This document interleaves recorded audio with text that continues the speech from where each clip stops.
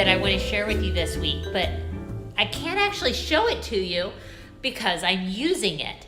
I got a new iPhone 10 this week, and I've been using it the last few days. Wanted to give you an idea of what it was like. So I'm using my iPhone 10 to record this video, and I'm using just the standard built-in cameras, obviously, but I'm also using the standard built-in audio so that you get a sense of exactly what the front-facing camera is like for iPhone 10 at the highest quality. I'm also using the application Movie Pro to record this video, so if you're looking at great ways to do a quality video, this is going to give you a really good idea. So why did I get an iPhone 10 instead of an iPhone 8?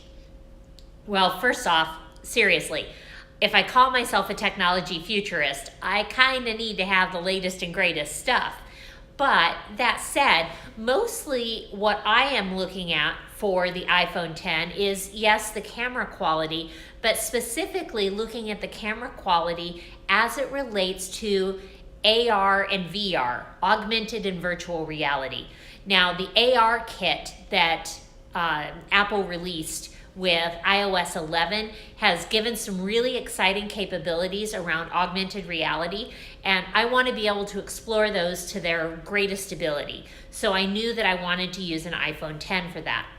That said, having now used an iPhone 10 as my primary phone for about 5 days, moving from an iPhone 7, I can tell you it's just not that much different. I mean, seriously, this is an $1,100 phone. It ought to seriously blow my mind, or at least make me breakfast. It does neither. But it's a very good, solid phone. The lack of home button has proven to be, for me at least, a complete non-issue. Yes, the first day I kept trying to press the home button because I've got 10 years of built-in muscle memory for pressing that little home button. But after that, the swiping motion that you make now with iPhone 10, really simple. It's not that much different. I did a lot of swiping before, and I'll do even more swiping now. But the real key for me was whether or not Face ID was really going to work. Face ID has worked really well as long as I'm within the accepted parameters for Face ID, which basically means I have to have the phone in portrait mode and at a certain distance, which tends to be about the distance I would hold my phone anyway, and I have to literally be looking at it with my eyes open. If I'm looking off to the side or something, it will not unlock. If my eyes aren't open, it will not unlock. So those are actually good things, but they're also a little bit different from what I'm accustomed to with the thumbprint reader. With the thumbprint reader, I could press that thing when I wasn't looking, and it would still unlock my phone. Whether that's a benefit or not depends on how you approach the security on your phone.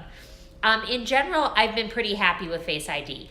The fact that it doesn't work in landscape mode, though, is actually kind of a bummer and something that I was not expecting. I hadn't seen anybody mention the fact that Face ID is portrait only, but I have never gotten it to work holding the phone in landscape, but as soon as I rotate it to portrait mode, boom, no problem.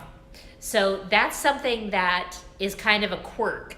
I notice this in part because of the videos that I do. I mean, obviously I'm using landscape mode when I'm doing these videos, and I actually have to turn the phone so that I can look at it in portrait mode to unlock if I'm going to get ready to do a video. That's a little bit clunky, but not a deal breaker. In general, though, the lack of home button and the Face ID have both worked really, really nicely. There are a few features that iPhone 10 has that I've not seen on any of the other devices. So I had upgraded to iOS 11, the latest version, on my iPad Pro and my iPhone 7 prior to the 10 coming and being delivered. So I was pretty familiar with iOS 11 already, but there are some features that I'm only seeing when I'm on the iPhone 10 that I really hope end up bleeding off into the rest of the iOS ecosystem over time. I'll show you a few of these, and you can see whether or not there's something that would actually make a difference for you. So here's the screen of my new iPhone 10. As you can see, it's a standard screen. There's no home button down here at the bottom. And what ends up happening if I scroll up from the bottom is that I get the opportunity to scroll back and forth between the apps that are running in the background. Now, if I want the control center, which may be what you're accustomed to, then I swipe down from the upper corner. And if I want the notification center, I swipe down from the upper left corner. So those give me the opportunity to see notifications and control center. Now, one of the things that is a special feature of iPhone 10 that I haven't seen in any of the other implementations is the ability to use the bottom edge of the screen here to switch apps. So as I scroll along the bottom edge, you can see that it allows me very quickly and easily to scroll through the apps that I have running. This is something that I haven't seen on my iPhone 7 or on other applications. The other thing that you saw there is that not all applications have been optimized to the full screen size. So this is New York Times, and you can see that it's letterboxed essentially to the size of a standard iPhone screen. But if I go to another application like YouTube, that actually uses the full height of the screen. So not all applications that run on iPhone 10 are actually optimized for iPhone 10. So that's one thing to think about and bear in mind.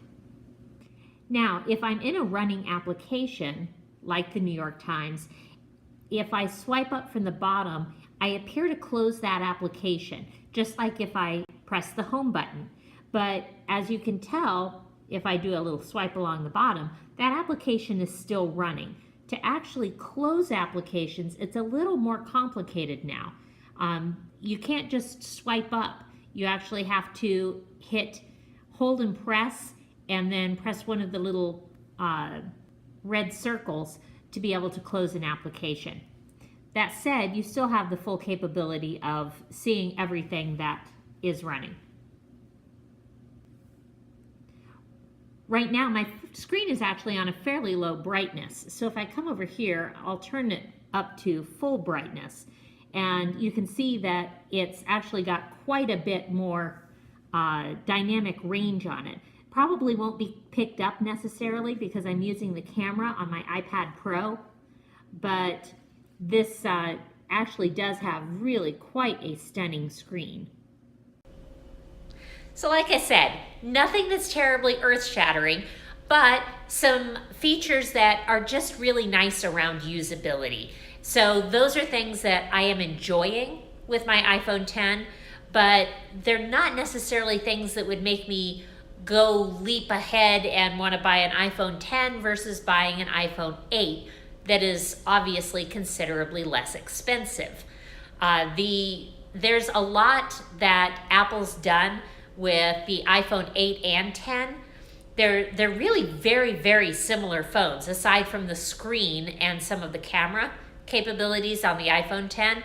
So the iPhone 8 is probably a very solid choice for most people who don't need to have either the emotional cachet of having the 10 or literally want to focus on some of the features that are iPhone 10 only, like ARKit and some of the augmented reality capabilities that the iPhone 10 is really specializing in.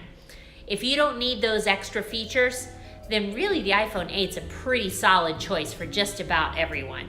The only problem you're going to run into is it looks just like your iPhone 7 did. So with that, I am really happy to have my new 10, and you will be seeing more videos from me featuring the iPhone 10 and iPhone 10 features as we go forward. Until next time, cheers.